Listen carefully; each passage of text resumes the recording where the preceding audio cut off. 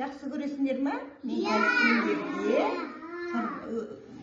түлкі мен тырна туралы ертегі айтып беремін, тыңдайсыңдар ма? Ертеде түлкі мен тырна дос болыпты. Бір күні түлкі тырнаны қонаққа шақырыпты. Түлкі тырна шақыруды қабыл алады, себебі тырна дәмді тағамды өте жақсы көреді екен. Айтулы уақыт келгенде тырна түлкінің үйіне қонаққа келеді.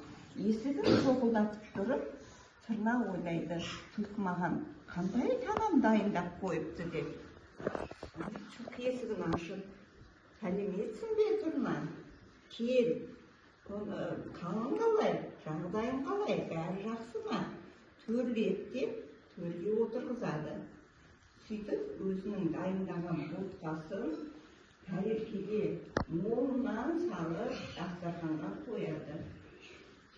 Тырна ол тамақты жейін десе, ары тәрелкені бері қояды. Тұмсығымен бұлай да тоқылдатып, тамағы ішемайды.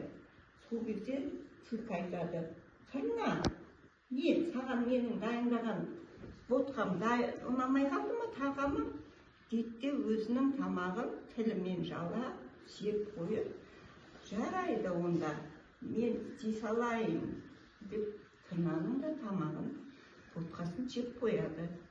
Содан тырна орнынан тұрып, қанатын қағып, бір дәмін тата алмағаннан кейін, ол түлкі, келесі жолы сен менің үйіме қонаққа кел деп шығып кетеді. Ертесіне түлкі тырнаның үйіне қонаққа барады.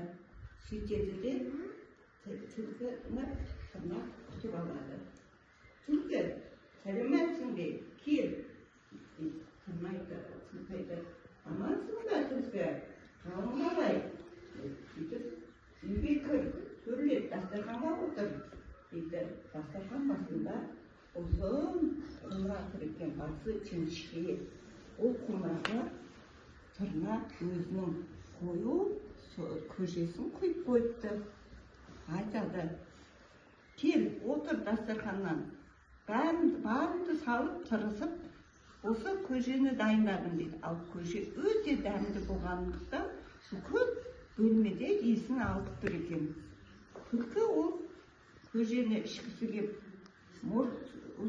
мұрнымен қалай ұзын құмырамыздан алып ішерін білмей, тілін де себірамай, бұлай да көреді. Ал болса, тырна болса, өзінің тұмсығы сол құмыраға жарасқандай, тоқылдатып өзінің көжесін ішіп қояды. Сөйтіп, бір қырымен қарап, түлкіге қарап қойып, түлкі ішемайды екен, ол ұзын құмыраға тілі де, тұмсығы да симай қояды. Ренжіген түлкі осы тамақтан қатты жақсы тойып ішем деген ниетпен деген түлкі ренжіп, есікті қатты жабады, шығып кет қалады. Сол кезде тырна өзі қонағының риза болмай кеткенін байқайды, бірақ та осы кезден бастап түлкі мен тырна дос болмайды. Не үшін балалар? Түлкінің тілі қағазда тамақ ішеді екен, ал тырна өзінің ұзын тұмсығымен тек қана құмырадан тамақ ішеді екен. Сондықтан екеуінің достығы жараспай қалады екен. Ал балалар, қалай? Ертегі ұнады ма сендерге? Балалар, бүгін бізге кімнің әжесі қонаққа келді? Данияның әжесі қонаққа келді. Данияның әжесі сендерге не ала келді өзімен бірге? Не оқып берді? Ертегі оқып беріп тұрсың. Ертегі қалай айтылады екен балалар?